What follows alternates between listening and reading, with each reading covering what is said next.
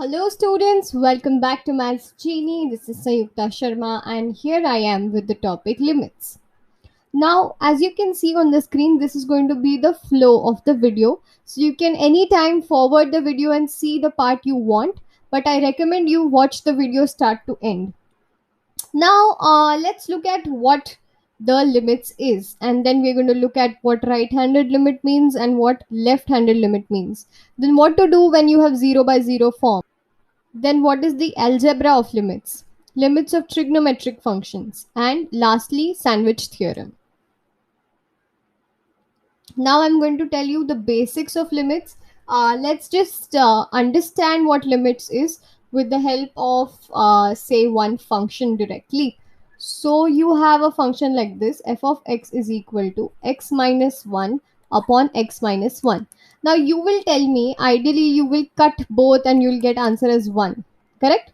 Anything upon anything, same number upon same number will give you 1, right? So this is also same term upon same term will give you 1. Ideally, this is what you will tell me. But what if I tell you that if x is 0, if x is 1, what if I tell you if x is 1? So you will substitute 1 in place of x. So 1 minus 1, 0 upon 0, and 0 upon 0 is undefined. 0 upon 0 is undefined, is not valid. So what are you going to do in such case? Now let's plot a graph for one term. So this is my x-axis. I'm going to explain with the graph so you will understand what I'm trying to say. So what to do, right? This is the case, and now I'm going to tell you what to do and why did the limit term come into existence. So I am plotting a graph. So this is say 1, and this is also 1, and this is your minus 1. Okay. Now what happens? Look at this carefully. Okay. Now the value is going to be 1, correct? So what is happening at x is equal to 1? So now, for example, if you put x is equal to say zero point 0.1, zero point 0.2, zero point 0.3, right, you will get some value, right? It will keep increasing. You will keep getting some value. So some value here, some value here, some value here, some value here, and when you reach 1, you don't know what is there, correct? You don't know what is there. Then after 1, if you consider 1.1 in place of x or 1.2 in place of x, you will still keep getting values. So the function is becoming discontinuous at this point. So when x tends to 1, so I'll tell you a terminology that we used in limits. So limit of, this is how you write it. This is how you represent limit. LIM. Limit x tends to 1. Love, x is very very close to 1. It could, x is very very close to 1, that is it could be 0.9999999, very very close to 1. Okay. And then your function was x minus 1 upon x minus 1. So let's just write x minus 1 upon x minus 1. And what is the final value that the function is trying to reach? It's 1. So how do you read this? You read this as x tends x tends to 1. That means x is very very close to 1. X is very very close to 1. Okay. So this is how the limit came into existence. So what would you do on 0 by 0 form? And we're going to take questions ahead, and it will be more clear. But for now, you understand that the circle that I have drawn here represent that it is not continuous here. It is going to continue from this side and this side, from the left and the right side both. So these are its left-handed values, correct? These are the left-handed values, and these are the right-handed values. This is what I was going to teach you in the Next slide. What is left-handed limit and what is right-handed limit, and how do you represent it? So I'm going to quickly tell you how do you represent left-handed limits and right-handed limits. So limit x tends to, in that case we had x tends to 1, correct? So 1 minus, in the upper part of it, f of x, in the superscript of it you have minus. Now what does this minus represent? It represents LHL, left-handed limit. And then what? How to write a right-handed limit? Right-handed limit is written as x tends to plus. You have a plus sign here for right-handed limit. I told you how right and left side works. Correct? I'll again show it to you. So these, all these values, 0.99999, all the values smaller than 1 are left-handed, and all the values greater than 1, 1.01, 1.0111, 1.000001, so all these, this side of values are right hand of it. Okay, now how do you represent it in general? Is in place of 1 I'm writing a, so we are going to write a generalized form, remains the same. Okay, so this is how you represent left and right. Now it is going to get more clearer and clearer as we take questions. Okay, but remember, the limit is valid only when both right and left approaches the same value. For example, here both are approaching the same value, which is 1. If both are approaching the same value, only then you have a valid limit, that is without sign. We represent the limit without any sign. So because both are approaching the same value, because both are approaching the same value, or in other words, if right and left limits coincide, coincide, we call that common value as limit. Okay, in that previous example the limit was 1, correct? We call that value as limit. Okay, I'm going to quickly show one example. It's going to be super clear once you see this example in the tabulated format. This is a question that I've picked from your textbook itself. Okay, consider the function, very simple function, x plus 10. We want to find the limit. We want to find the limit of this function at x is equal to 5. Okay? Now what we are going to do is, you see a table here, correct? Now this is your function. Let me just write it again. The function mentioned in the question. Now in place of x, we have all these values. So in place of x, I put 4.9 plus 10. What will I get? 14.9. Similarly, they have computed all the values except the accurate value of 5. So you see, they have not mentioned any value of 5. They have started from 5.0001 and so on. Because at 5, you remember we had got a discontinuous point like this in the first question. So at 5, it's going to get discontinuous. So we are going to find the limit. Now, how do you find the limit? This, let me just erase. Okay, so all these values,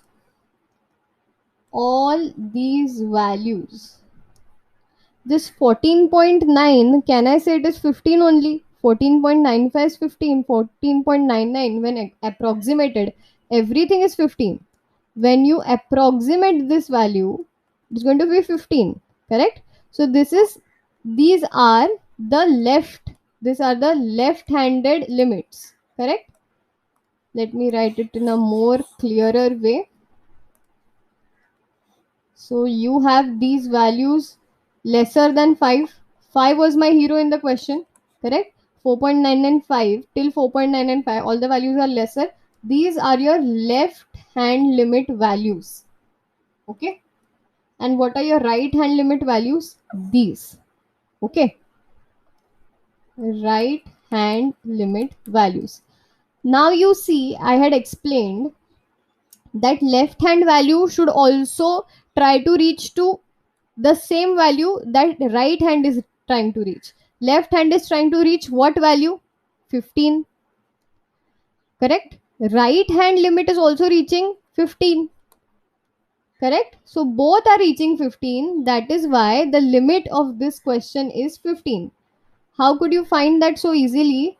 Because if you substitute, this was your function and x is equal to 5, so 15. So this also should approach 15. Left side value should also approach 15 and right side value should also approach 15. So your answer is 15. But how do you write it in the exam? So you write it like this.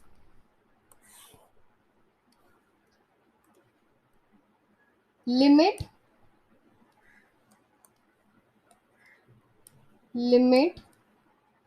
x tends to 5 minus. Why am I writing the minus sign above? Because left handed. I want to talk about left handed.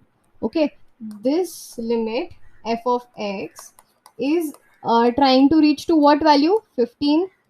Also, your right hand value, which is x 5, this x value, which is the right side value, is also trying to reach 15. So both are trying to reach 15.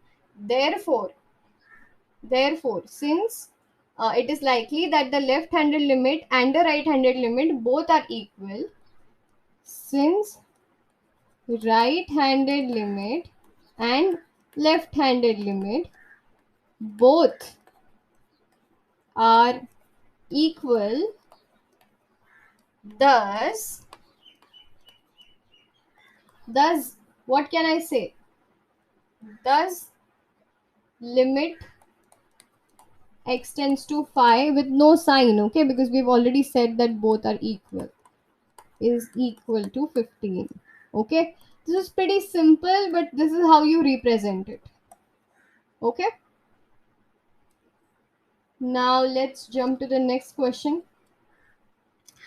Yeah, now in this question 2, if you see, you have a function given as x plus 2. The question, so the function's value at x is equal to 1 becomes 0. That is what he's going to, that is what he's telling me. And anything except 1, your function's value is going to be x plus 2. So let me just write this question here. Okay, similar to that example, your x is what? X tends to what? 1. X tends to 1, matlab very close to 1, very very close to 1. 0. 0.9, 0.09, 0.99999, very very close to 1. This also is very close to 1, 1.0001. All this is very close to 1, but not exactly 1. Very close to 1. Because at 1 it's going to be 0. So all these values are very very close to 1. Okay. Now again, how do you represent it? Our hero in this question is x tends to 1.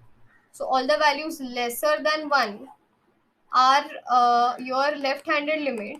All the values greater than 1 are your right-handed limit.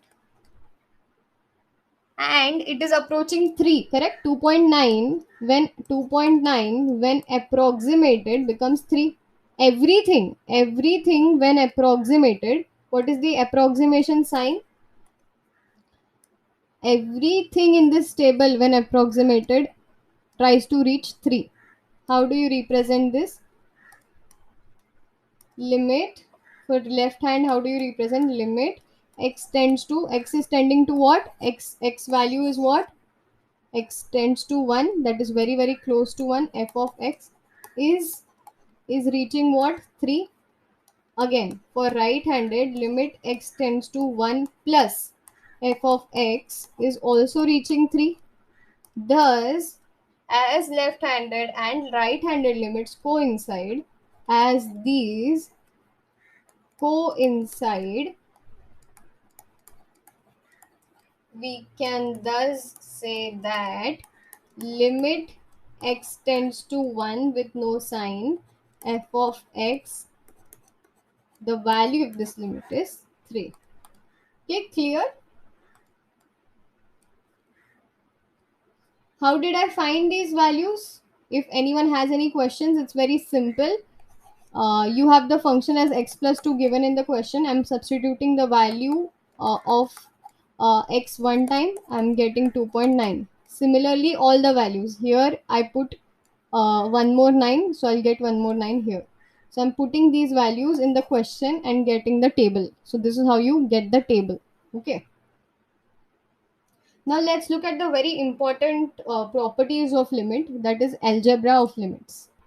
If you have a big bracket for the limit is going to get distributed for this as well as for this. So see, you have two separate limit, f of x and also for g of x. The limit x tends to value remains the same. Similarly for minus, it's going to get distributed to f of x and to g of x. Okay. Similarly, for multiplication as well. So you saw addition, subtraction, multiplication. Also for division, it's going to go to f of x divided by limit tends to g of x. Then for raised to functions, if you have a raised to function, it's going to go to this as well as this. So it's going to get distributed. That is what all these properties are trying to tell us. You don't have to remember any of these properties, just remember that it's getting distributed to everything inside the bracket. Okay. Now let's directly jump onto the application and how to compute the limit part of it. Okay. Very simple, extremely simple. If I look at this function, okay, if I look at this function and I say x tends to 1, that what does that mean is x is very very close to 1. I can directly substitute the value of 1 in this function and get my limits answer. So in place of x, I'm going to substitute 1. What is 1 cube? 1 cube is 1 only. What is 1 square? 1 square is 1 only. Plus 1. 1 minus 1 is 0. 0 plus 1 is 1. So your answer is 1. Okay. Very simple. Just one step substitution. This is also same. One step substitution and you get your answer.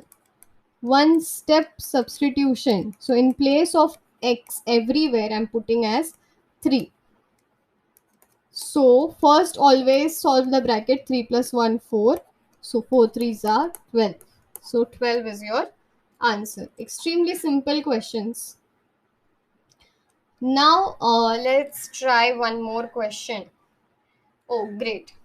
So if you put 2 here, let's try and put 2 directly as we had done in the previous question. In place of x, let's put 2. So here if you put 2, 2 square is what? 4. 4 minus 4, 0. Here if you put 2, 2 cube is 8. 8 minus 4, 2 square. 8 minus 16 plus 4 2s are 8. 8 minus 8, 0.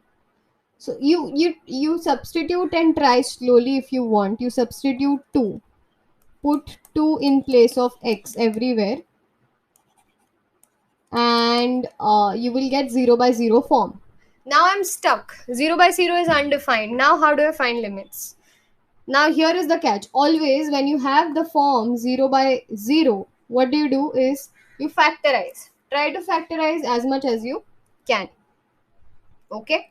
Now I'll try to factorize. So firstly what I'll do is, in the above step, nothing strikes me. Okay, nothing strikes me. So what will I do? I'll take x common first. So if I take x common, what remains inside the bracket is this.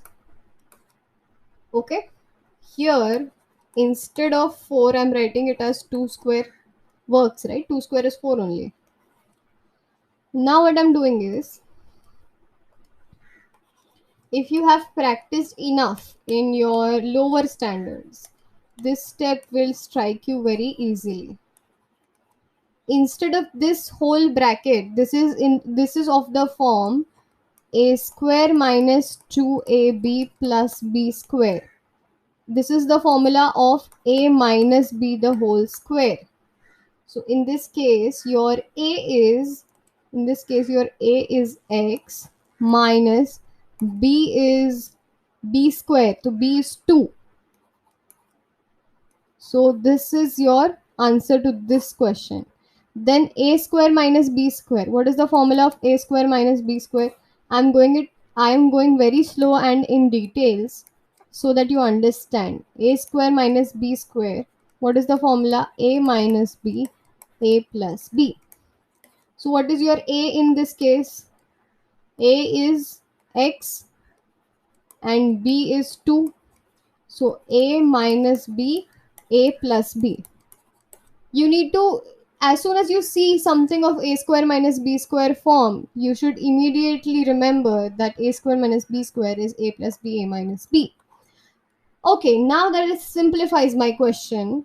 1x minus 2 and 1x minus 2 gets cancelled. Numerator, denominator gets cancelled. Now try substituting 2. Now again try substituting 2. Earlier you remember you were getting 0 by 0 when you were substituting 2. So let's put 2 in this question.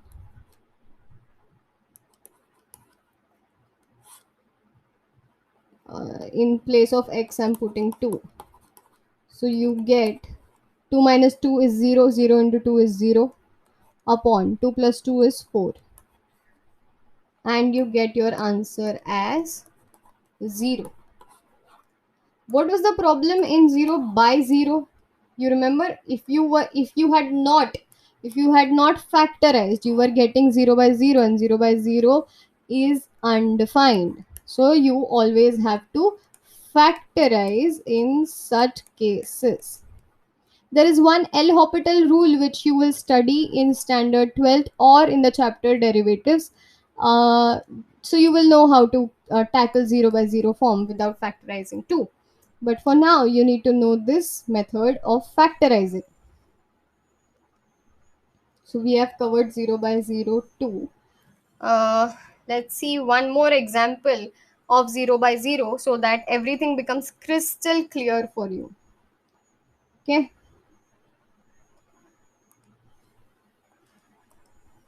Now, if you put 2 here, so I'll show you putting 2. Okay. This is everywhere in place of x I'm putting it as 2. So this is going to be 2 cube is 8 minus 2 into 4 is going to give me 8. 4 minus 10 plus 6 is going to give me 0. So 8 minus 8 is 0 by 0. So you cannot directly substitute. When you get 0 by 0, what you should immediately remember? Factorize. So let's factorize.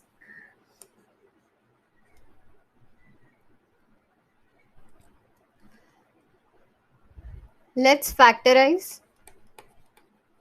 So in the numerator, what can you take common? X square is present in both. So from x cube, if x square is removed, what remains is x minus. From this, x square is taken outside, so what remains is 2. Here, if you take factors, so 6, and you want to obtain 5, so 3 twos are 6. So what factors I would get is this is 8 standard method. Okay, alternatively, if you don't know how I have done this step, you can always watch my quadratic equation video. I have explained in detail how to find factors. Now, what can I cancel? X minus 2, x minus 2. What remains? What remains is only two terms, limit x tends to 2, x square upon x minus 3. Now, can I put 2 in place of x? Now I will not get 0 by 0. So I'm putting 2 in place of x.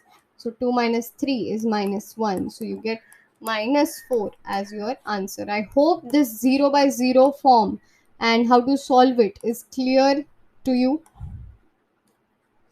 Okay, one more very important formula of limits is if you have something of the form x raised to n minus a raised to n upon x minus a is equal to n a raised to n minus 1. Now let me just zoom this formula and we will go in details on how to use it. First thing you should know is uh, x tends to a, this a should be same as this a should be same as this a, correct? This n and this n should be same. This is the first and a very basic criteria. Okay, now let me just let's just frame an example on the spot. For example, if you have limit x tends to 2, x raised to 3 minus a raised to 3 upon x minus 2. So what I did here is, this is the question. So 2 2 2 same, and n same. Now I can directly apply the formula. What is the formula? N. What is the n in this case? It's 3. A is 2, n minus 1, so 3 minus 1, so 3. 3 minus 1 is 2. 2 square is 4. 4 into 3 is 12. So this is how you apply the formula. This is how you apply the formula. Before we start getting into complex questions, it is important for you to understand that this is how you apply it. Now here if you observe that you don't need any powers in the denominator, right? So you have here raised to n, but you have no power at which, by which I mean that you have no raised to in the denominator. But in the question observe that you have raised to.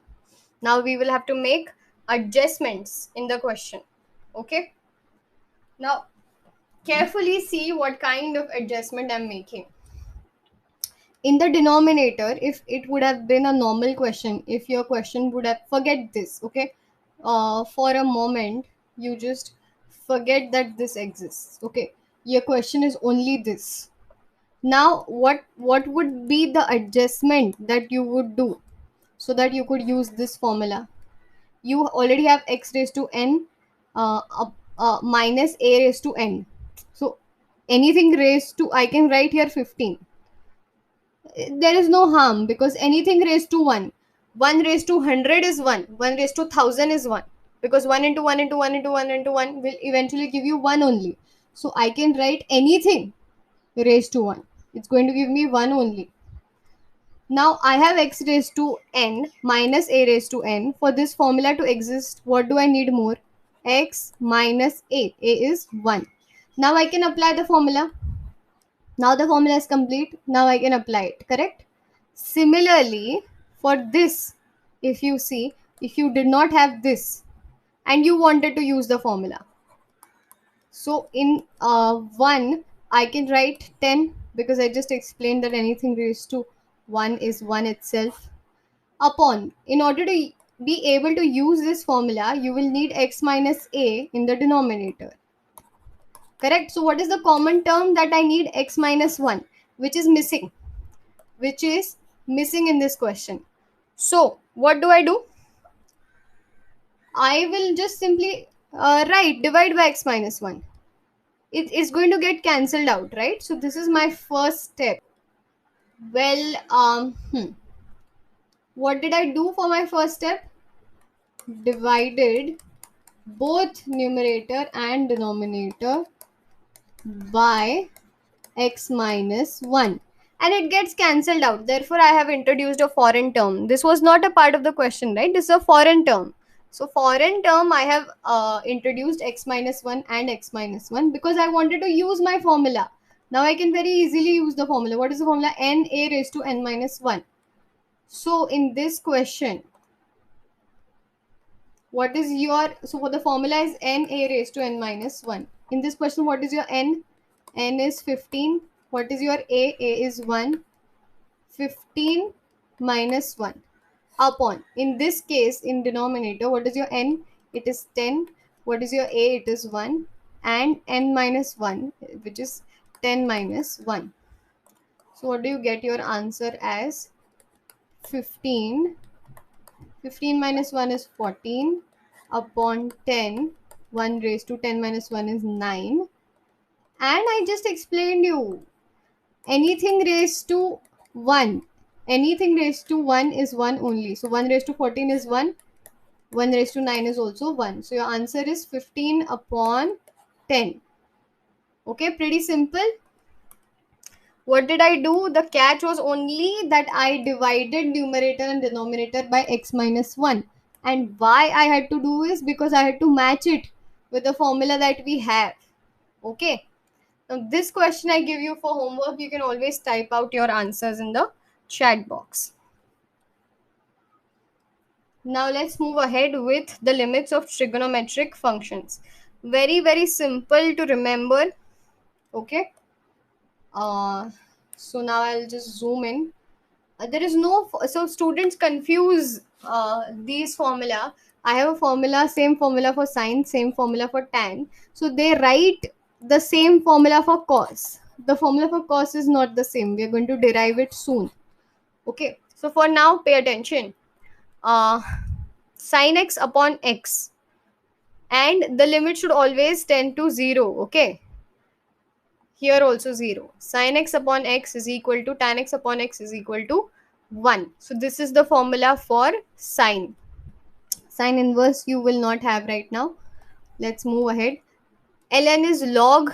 I don't know if you are aware about log, but log is what is very essential. I think you would have studied log by now. So log is log of 1 plus x upon x is equal to 1.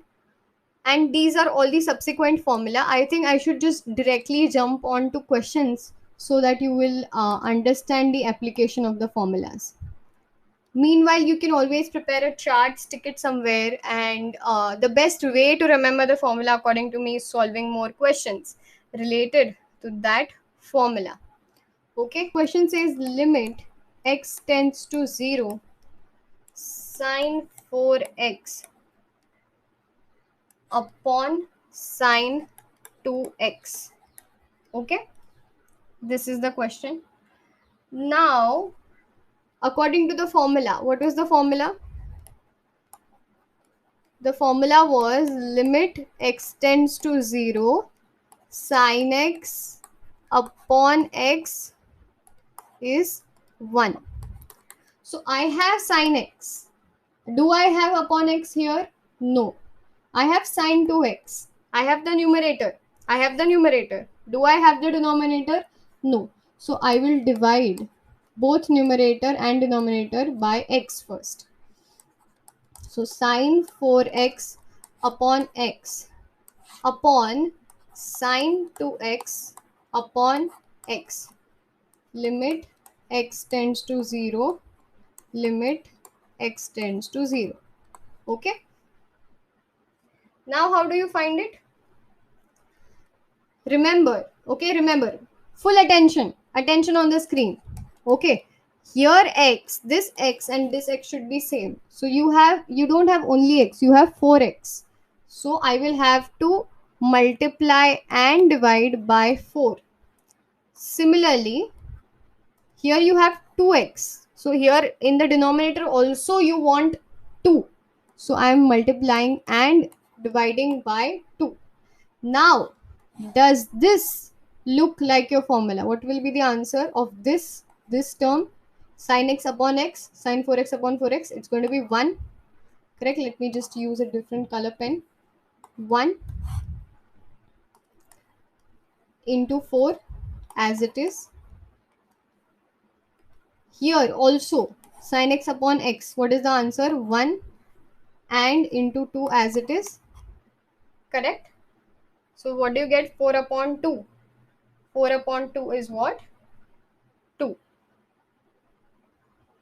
So 2 is your answer. So this is how you solve it. So it's all about how easily you are able to make adjustments. I'll just quickly revise this question. You had the numerator, just always match with the formula. So you have the numerator, sine x. For the denominator, you needed upon x, both sides. So that is why I divided by x. What is the golden rule I told you? These x should be same. So here I had 4x. So I multiplied and divided by 4. Here I multiplied and divided by 2. And this, according to the formula, the answer is 1. According to the formula, the answer is 1. So I got 4 upon 2 as 2 as my answer. Okay, I hope it is clear.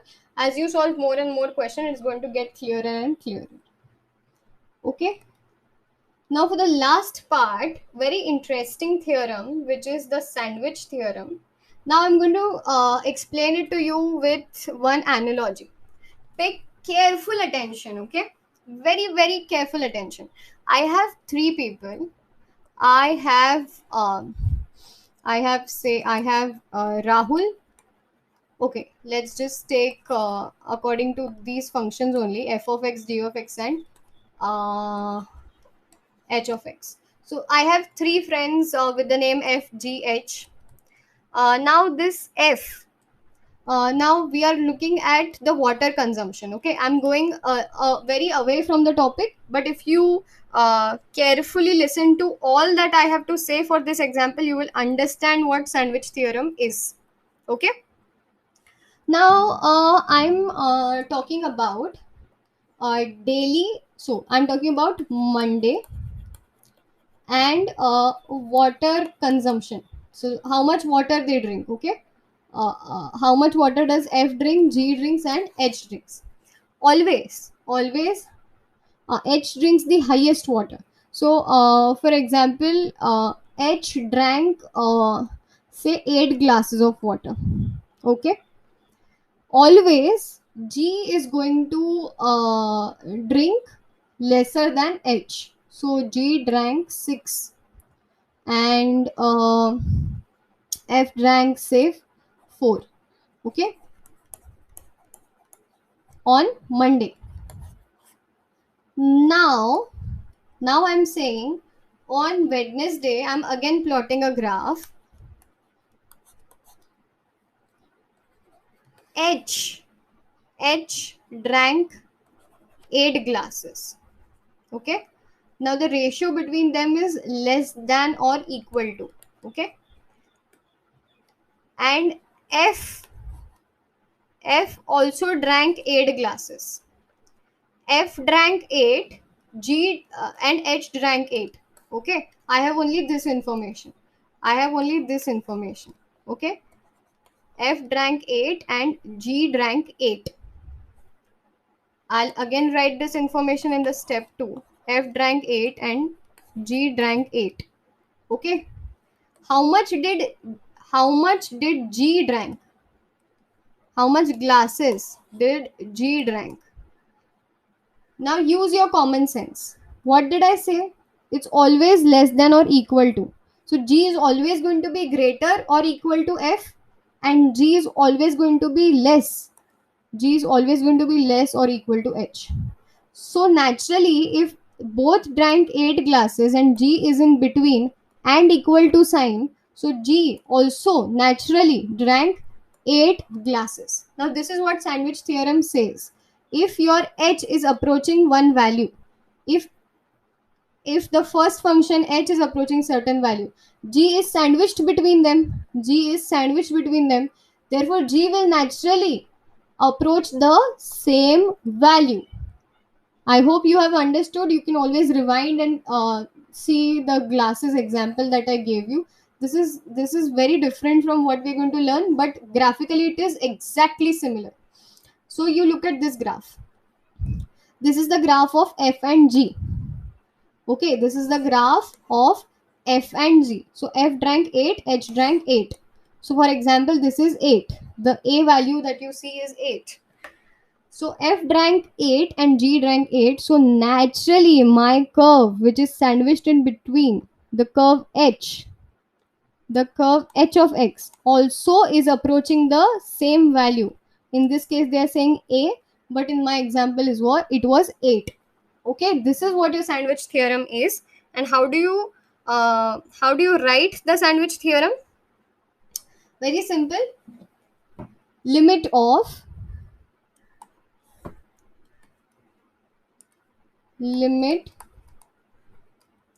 x tends to a. In my example, x tends to 8 means 8 glasses of water, of f of x was my first function, is trying to reach the limit L equal to the middle function, limit of x tends to a h of x equals to limit x tends to a, because everyone is tending to the same value, g of x is equal to L. Okay, now this is how you write, and this is how you three curves, this is how you draw it. So I hope sandwich theorem was clear with my water example. It's very simple to understand if you understood the water example I gave you. Okay, thank you class for watching the video, and we are going to launch very soon the next video, which is derivatives. So stay tuned and keep practicing. Thanks and bye bye.